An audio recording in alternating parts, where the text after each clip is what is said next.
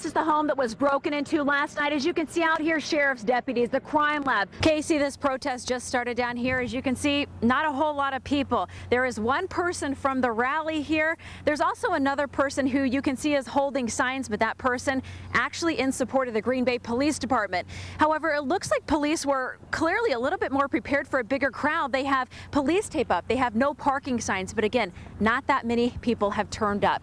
But it does show the attention that this video is getting. Police say the suspect allegedly robbed that food mart and then he came down here to the Citgo. Coming down, look at this road. It's already frozen and it's causing problems for drivers, but it's also causing problems for counties with their salt supply as well. The video was posted last week and it shows 5 men wearing these masks. And the men claim to be from the group Anonymous, which is usually linked to web. Stacey, this is the area that's going to be transformed later on this year, adding 2 different levels. Now, the first one is going to... suspect has been named in a nearly 24-year-old murder case in Fond du Lac. Even in the middle of the afternoon, take a look here. The intersection's still pretty busy with only 2. This started last week following that after-school fight, and it has school officials stepping up police presence down here at Preble High School. Questions. What if you are pulled over and you're not quite sure if it is a police officer? What can you do? Look at some of the snow that we've got right here. We have about 1 to 2 inches of snow. So in place in multi-family homes where people are actually going up, pulling on car doors to see if they're unlocked. As we drive, we pass hundreds of billboards every single day, but what makes you notice one over another? It seems like a simple activity. Students line up, they answer a question, and then they cross the line. But it's the nature of the questions that has some parents concerned. School leaders say they're just trying to prevent any future bullying. They cross the line themselves with those questions. Those are questions that no child should have to answer. Jeanette Sadowski says her daughter, a 6th grader, chose not to take part and cross the line and was threatened with an in-school suspension. She stood her ground. Half her class stood her ground. The school says students had the choice to participate, and this was a part of a bullying prevention program. But parents say it's the questions asked. Are your parents alcoholics? Do your parents do drugs?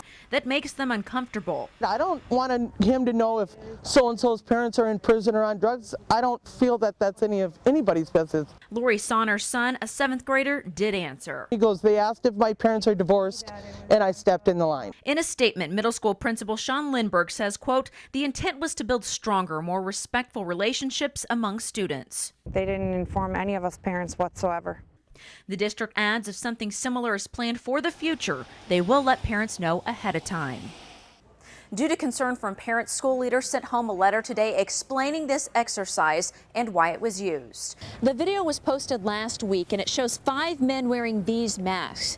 And the men claim to be from the group Anonymous, which is usually linked to website and internet hacking. We are anonymous. We are legion. We do not forgive. We do not forget. Expect us. The video has more than 14,000 views. To take it to this extreme is, it is going too far.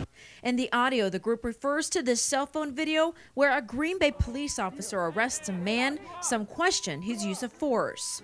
The group says they're coming for the police department, the officer involved, and including the other officers who did nothing to stop this will be dealt with as well as their families.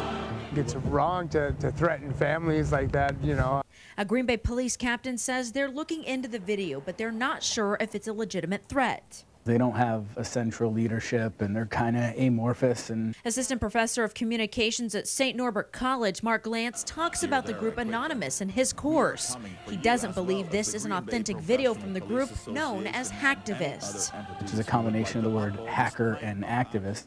Glantz explains Anonymous has been known to take down and hack websites like the Church of Scientology and Westboro Baptist. When they use the word attack and when they use the word weapons, what they're really referring to are cyber weapons and cyber attacks. The Green Bay police captain that we spoke to says they're also telling the department to be safe when using electronics, but that's something that they suggest at all times. This is one of the first positive pregnancy tests for sale on Green Bay's Craigslist, but there are some for sale in Minneapolis, Chicago, and LA. You can buy almost anything on the internet. It's kind of a mockery of something that truly is a blessing and a gift. Stop. Yeah. Okay. At Women's Specialty Care in Green Bay, they help couples who are having trouble getting pregnant. People like Cherie Cromwell. We tried for 2 years. But Cromwell was lucky enough to finally get pregnant and deliver her little girl 6 weeks ago. She says it's insulting to see an ad for a pregnancy test for sale. For extra money. It's not really my business what people do with it. The seller wants to remain anonymous, but spoke to us over the phone. The ad she posted last night says discreet. I don't care what for. I'll provide them, no questions asked. Price negotiable, no lowballers. I was just trying to figure out how much people were willing to pay and whatnot. She says she saw a similar ad in Milwaukee and thinks most people would use the test for a joke and never thought anyone would actually want it. I didn't really think that it would work, but I guess it's extra money for something I can do, so. I would ask her to be more sensitive. Carmen Tuss works as an infertility coordinator and says using a positive pregnancy test so carelessly is hurtful. If somebody is taking this for granted or somebody is treating this as a joke. And how do you even put a price tag on that?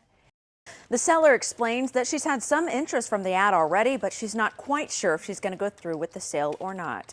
It started as a quiet evening when Alice and Kelly's water broke around 8 last night. The couple waiting on contractions to get stronger and closer together, but their son had other plans. There are some people who just can't wait to get started. Things moved along a lot faster than what was expected. Brennan Sidney, probably going to be one of those people, making his debut into this world very special. About a half an hour, things changed dramatically. Allison planned to deliver at a birthing center. She thought they still had some time after her water broke and contractions. Lasting 30 to 40 seconds. But then things changed. I was like, I'm pushing the baby out. I can't stop it. They called a midwife. Dad put her on speakerphone. Just a mad rush, just clearing things out of the living room, getting blankets ready. Talking the Kellys through the birth. My body literally took over at that point and just, miracle of childbirth, it just happened. And he came out extremely easy, no complications. A proud father delivered the 7-pound, 2-ounce Brennan at 2 a.m. right in the family's living room. I was terrified, to say the least, but you know, my husband was able to keep it together. Mom and baby are doing great, resting comfortably, but still can't believe their dramatic delivery. You see it on the TV, and we literally lived it in our own life. She hopes Brennan's personality will reflect his entry into the world by taking life and just going with it. Brennan joins 4-year-old big brother Owen, who says he's ready for the task of taking care of his new little brother.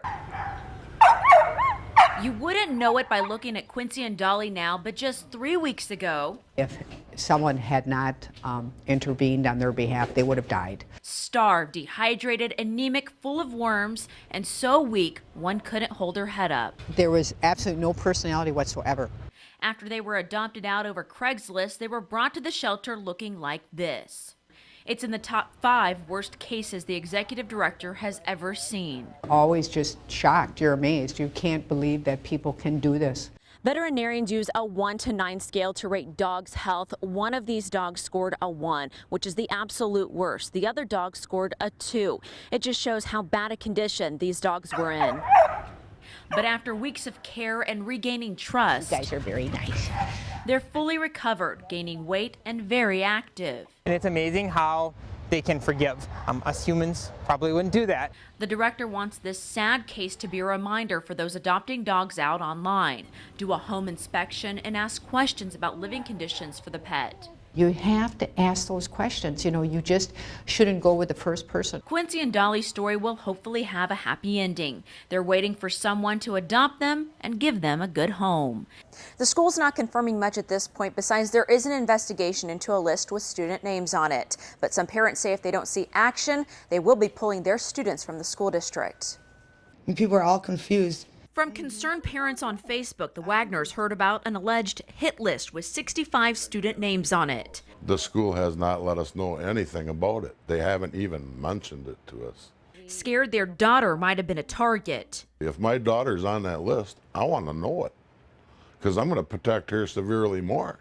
Kim is a sophomore at Shiocton. I was more of confused and wondering who did it and what was going on. The school superintendent says she cannot confirm or deny the possible hit list. We are looking into a list of names. We asked if parents should be worried about their student safety. We would not be in session today if I felt that any one of us here at the school were in any imminent danger. She explains the district and the police liaison through the Outagamie County Sheriff's Department is handling this investigation. When are we going to have some concrete answers? Well, I'm hoping that it's sooner rather than later. No confirmation on how many students were involved or if any were suspended or allowed back in the school. Are you taking this serious enough? Absolutely. We are absolutely taking it as serious as it needs to be. Anybody that has anything to do with it should be notified immediately. The Wagners are not taking any chances. Whether it's kids in schools or it's adults out in the world, it is terrorism. The district has been investigating throughout the weekend. The superintendent says once this investigation is complete,